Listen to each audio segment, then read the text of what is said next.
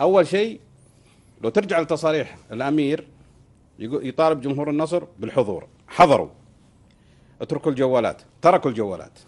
اتركوا التويتر، تركوا التويتر. اتركوا البر، تركوا البر.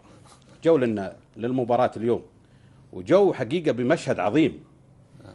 حبيبي انا في نادي النصر قبل فيصل بن تركي حقي كذا، ترك اشغلتني. لا بس والله كابتن يتكلم كان قال انا مستغرب ظهور النصر بهذا المستوى. انا بالنسبة لي غير مستغرب، لاني انا متوقع انه شوف اللي يتحمل الهزيمة فيصل بن تركي.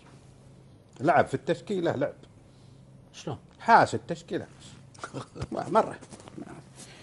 شخصية نافذة طلبت يقول سعود الصرامي عفى الله عنه، شخصية نافذة نصراوية كبيرة جدا طلبت من الأخ فيصل بن تركي الرحيل. يعني زي السهلاوي بأي منطق يلعب السنة هذه؟ تدري أن السهلاوي السنة هذه ما قدم شيء؟ تدري أن السهلاوي أحسن مباراة له السنة هذه ضد مين؟ ضد القادسية يوم يلعب حارس.